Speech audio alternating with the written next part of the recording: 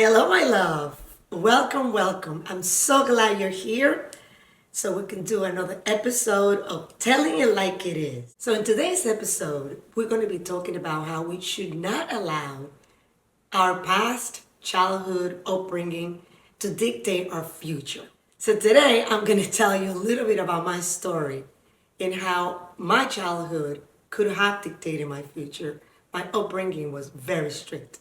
I grew up in a very, very restricted military environment. My father was actually in the military. I'm the oldest of four. And in his world, the way he raised me, it was the way to do it. He didn't know any better. So anything I did, it was under rules and regulations. So if I let that affect what I wanted to do in life, I would never come out of my shell and become who I am today. So let me share with you an experience that could have shaped my future, but it didn't. So I was 15 years old. The movie Grease came out, and I was wearing this long skirt with white socks and high heels, dancing with the guy that looked just like John Travolta. And there was this thing going on in my country, Santo Domingo, that in the afternoon they put out like on top of it was a fountain, and they put a piece of wood on top of it and made it a dancing floor.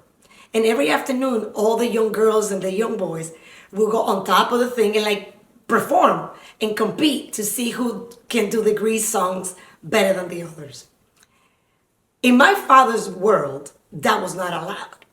I wasn't allowed to be moving like that. I wasn't allowed to be dancing with boys. But my eagerness, my desire to be a dancer was such that I knew I didn't have permission to do it, but I still did it. So I'm at the top of this platform, dancing my heart out, being myself, really enjoying what I like to do. From the peripheral vision, I see my father's car passing by, and everybody knew about my father because they knew how he was. One of my friends like, I saw your father passed by. I panicked. I'm like, oh my goodness, I have to like get out of this platform like right now. But I don't, because the craziness about dancing, that was me. I kept on dancing, and then as he turned me around, that skirt was going all over the place. I don't know what I was showing, whether my underwear or what, but I was on my element. I was in my element, dancing. All of a sudden, I see my father gets out of the car, comes closer to me at the edge of the platform. He goes, I'll see you when I get home.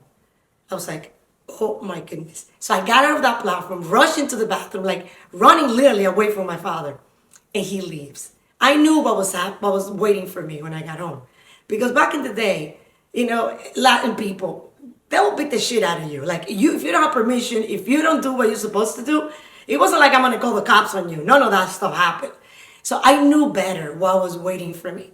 Make the story short, I get home, and my father sits me down first and says to me, who gave you permission to be dancing out there? You know what you look like? Do you know what that looks like? A girl your age dancing like that, moving your body like that? Bachata, dancing salsa, merengue, what? Let me tell you, you're an embarrassment. You should have never been doing it, and you had no permission. Wait. So he brings me to my room, and I don't want to go into the detail, but it wasn't fun. I was grounded for 3 weeks. I wasn't allowed to talk to that boy. And my father said, I want to make sure that you never get on that platform, so be careful what you do. Little after that, I graduated high school. And for my father, being in a third world country, learning a new language will open doors for me. And I grant you, he was right about that. But as strict as that environment that I grew up in, my father decided that sending me to an exchange student program will take me away from that environment that he thought was not, he wasn't proud of it. It was embarrassing that that's what I wanted it to do. So I ended up in Toledo, Ohio, part of an exchange student program to learn English, which is still not very good looking, but regardless, that's what my father decided. So without asking me, even consulting with me, he literally said to my mom, I'm going to find a place to send Cynthia somewhere that she could be away from all of this. He goes to the American Embassy.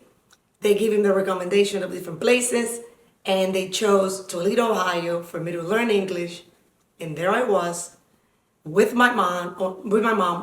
3 stops to get to Toledo. My mom doesn't speak English. I don't know where I'm going. My mom doesn't know these people because, like, if you don't know, exchange student programs, the person comes to your house and you go to somebody else's house to learn the language. So we land in Toledo. These people pick me up.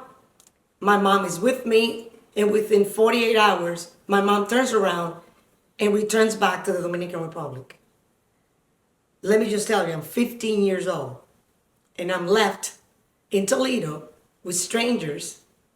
I don't know the language at all, so I can't even communicate. And that's how my father thought, I'm shaping her. She can't, this is not what she can do. This is what she needs to do. I never had anything to say about that. I was repressed. That's the way they thought that was good for me. But I had nothing to say. So I'm in Toledo, Ohio. I was there for 2 years. But what I went through really shaped who I was because I became responsible for my choices. Even though this upbringing, this childhood, it shaped me for this opportunity, it actually helped me become who I am today. In Toledo, I started going to the University of Toledo, taking English as a second language. But as time progressed, it was very difficult for me. The program didn't allow me to speak to my family. I'm 15 years old. I don't know anybody there, no support system. I used to cry every single day. My experience from the exchange student program is that it really shaped my character. I became resilient, responsible at a very, very young age. I was 15, like I said to you before. And I also decided that, I know what it's right or wrong very, very quickly. Like I became very aware of what was right and wrong before anybody telling me, because I didn't have anybody to even ask permission to go out. So I went from, I couldn't even breathe without asking permission, let alone dance, to now I'm free to make my own choices without any adult supervision. That was a drastic change for me. That was something that, from that strict environment that I was, now I'm almost free to do what I needed to do. Today, I'm in a dancing journey. I'm an amateur dancer. I dance bachata, salsa, and we'll talk about that another time. I'll show you videos of me dancing. And it's been liberating for me. So I didn't allow that to really, I felt like I was the ugliest duck in the planet back then because my father didn't allow me to feel pretty. Now, I do. I know who I am as a woman, and I'm not the most beautiful woman, but I'm beautiful inside. I'm going to give you an example of how things really shaped me completely. And at that early age, it made a mark on me, a profound mark on me. My father used to write me letters because remember, there was no cell phone then. Even then, my father doesn't know how to use a cell phone today. He used to write me letters back and forth, giving me advice, and you're doing great, you're learning, and this and that. And I would be responding, dying, and begging that I want to return back to my house. I miss my mom, my siblings, my environment. I didn't really know the language yet. And my father said something very profound to me. He said, Cynthia, when you can cry in English, you'll come back.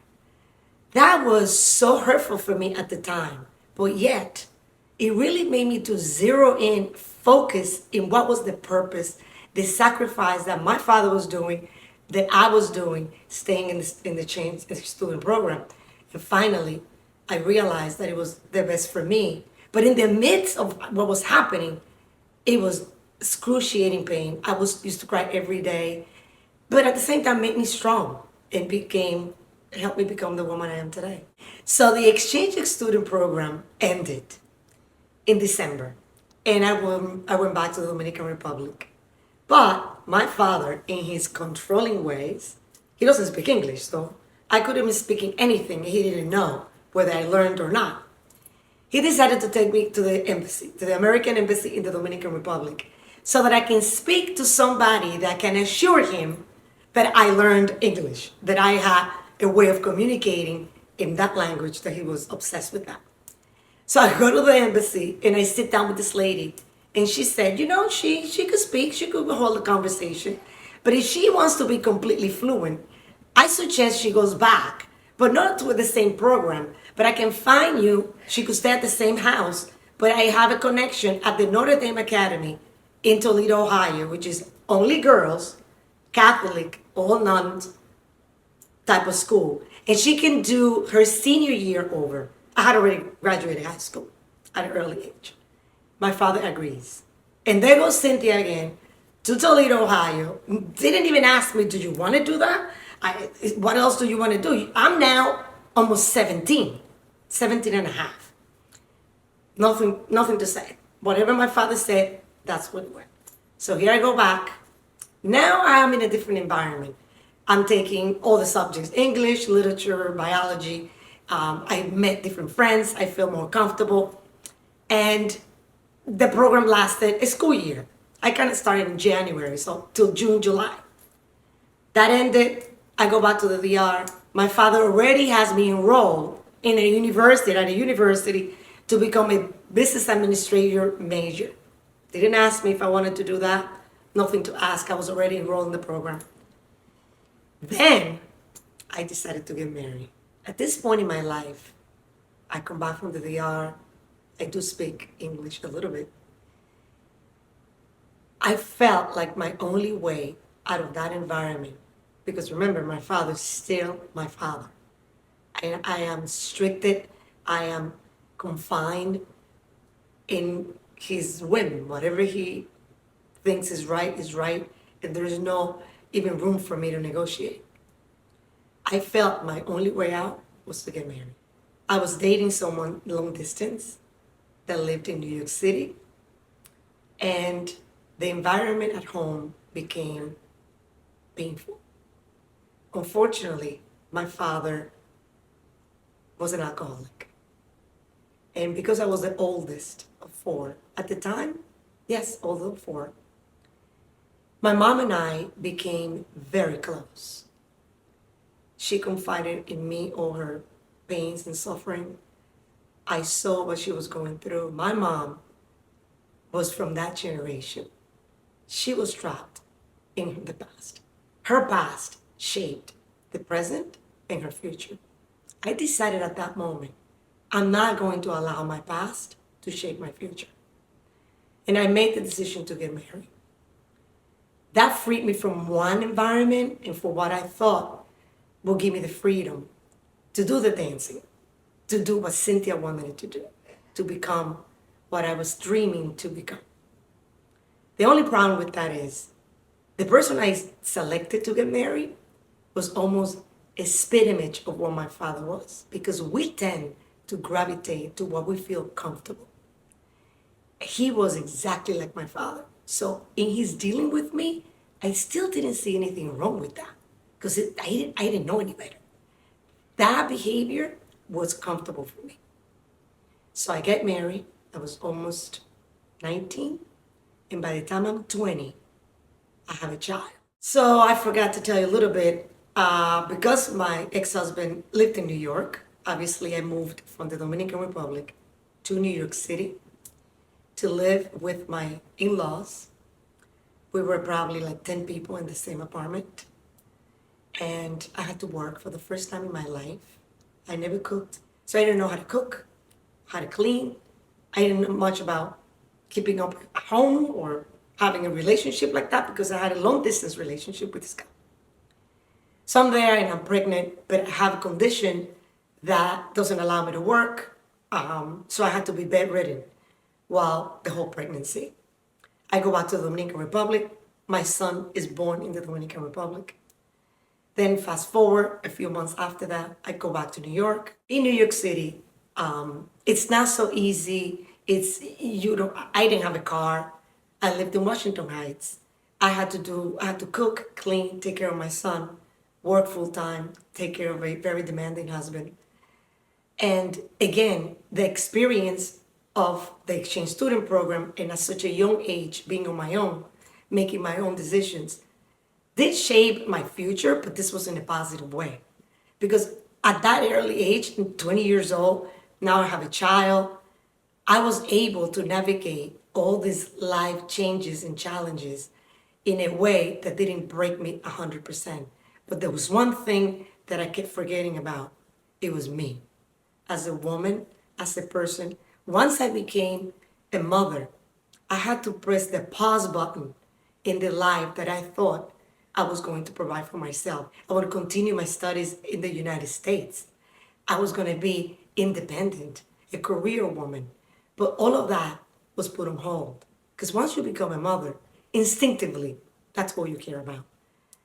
And I didn't have the support of a mate that said, go ahead, do what you need to do. We're a team here. That wasn't my experience. A few years after that, I became a mother again. So that pause button still pressed. There's nothing that says, Cynthia, move on with your life. What's your future like? What do you really want to do? What does really Cynthia want to do as a woman? All of that was put on hold. Now I'm 19 years married to this person, believe it or not. I stayed 19 years married to this person, the father of my kids. But at some point, around 38 years old, I knew then that I didn't want to have any more children, especially because of the situation that was created between me and my ex-husband. We saw life differently. We had a different way of raising kids, being disciplinary. And at some point then I said, but what about me? Now I'm a mother. I've been an amazing daughter, sibling, friend. But what about Cynthia? I decided to get divorced. I was literally working for minimum wages. I had 2 kids. But that didn't stop me. That resiliency I gained when I was in Toledo, Ohio, was still with me. That eye of the tiger to become somebody was still in me. And finally I said, Cynthia's going to do what she needs to do for herself and for my children. I took every single job available to me, from business to business, retail, anything, secretarial work, any type of job to make ends meet. Because of course, still my focus is in providing for my family. I went back to school because Cynthia always wanted to get an education. Of course, life gets in the way. I got an associate's degree at the time, but I felt like I was closer to what that young girl at 15 wanted it to do, in between my father and everything else, it was never allowed to do. Now I am in New Jersey with my kids by myself, raising 2 kids as a single mom. Believe it or not, no child support. I'm sure some of you guys can relate to this, but you don't stop. Because first of all, the minute you wake up in the morning, there is a purpose in your life. Now you have these kids, and you also have yourself that you wanted to make it better. You want to make it better for you, and you want to make it better for your kids. So with all of that, I got another job. So I started working over the weekend for a builder. So I was a secretary Saturdays and Sunday working for a builder because my goal was to get into real estate. And this was the only way for me to start working for them. I got my license as a real estate agent, and they gave me an opportunity to work for them. That's when my whole life changed in a way of like, wait, I can be something else. I can provide my kids a better life. So I started working with them, and I wanted it to become a community representative at this particular project. Finally, one day, everybody was busy. All the people at the community were busy. All the salespeople had a client to attend. Somebody walked in, and I figured, well, nobody's here to show them, the project. I locked the door, and I attended to the person that came in. I'm not a salesperson yet. I'm the receptionist. But I already knew the entire project. I started explaining to the new person, to the client, everything about it. The floor plans, the amenities, the pricing, everything. And the director of sales heard me explaining it to the guy. And when the person left, he said, Cynthia, you know the whole thing. I think you should become a salesperson. This is when opportunity and readiness meet, and people call it luck. I call it it's meant to be. This person then offers me a job in Danbury, Connecticut. If you guys know anything about New Jersey and Danbury, Connecticut, was 50 miles away from my house. And they said, if you want to become part of the sales team, this is the only thing we can offer you. And I said, I'll take it. So I became a community representative in Danbury, Connecticut. I left the job that I had during the week because now I had to go during the week to the site, start getting to know the area. I was probably the only brown person in the entire community. And I traveled 50 miles going, 50 miles coming back, 4, 5, 6 days a week. Make the story short, I was the top producer in that community. People said to me, you are crazy to take that job. Nobody knows you there. You're Hispanic, you're brown, you have an accent. This is all.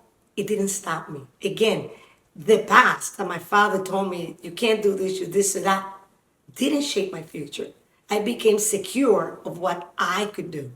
And I took it on. It was a leap of faith, a decision that I had to make. I didn't want to regret it. I said, I'm going to do it. So from that company and that success in that community, then they offered me a job in Florida. But before I tell you about the Florida, I got to tell you this little story, how everything lines up. One day I leave Connecticut, Danbury, because the people from Florida came to New Jersey to present a project in Pompano Beach. It's the same company, just a different project. And they invited me to see the presentation. It was at a restaurant on River Road in Edgewater, New Jersey. I get to the place and I'm exhausted because it's at night.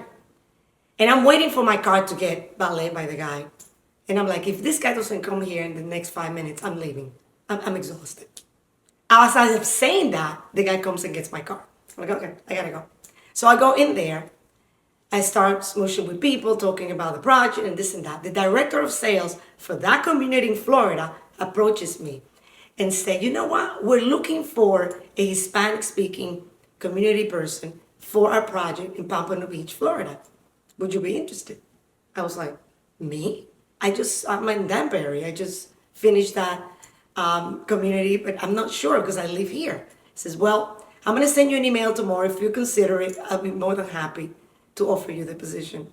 I was like, wow. Okay, so now we're talking about not traveling 50 miles. We're talking about relocating to Florida from New Jersey. I have my daughter in school. My son, luckily, is actually in Florida in college. So this is another change, another crossroad, another moment that I have to sit back and say, I'm a single mom working on commissions, but I already know kind of my steps. This is my environment. My parents living in New Jersey. I had a support system. To change that to uncertainty, no support system. Nobody knows me in Florida. But I didn't allow that fear from experiencing something new and growing as a person. And also, at the same time, I'm becoming a role model for my daughter who's watching every step I make, who's watching how her mom deals with adversities and life challenges. And you know what? I step back and I say, you know what? This is it. This is another opportunity for me to become that little girl, become more and more what Cynthia wants to be. What I want to tell you guys is that we should always look for the lesson in every hardship. And I have something that stays with me all the time. Think about it this way. Things don't happen to you. Things happen for you. I would love to hear from you with any experiences that you have that help you build the character of the person you are today.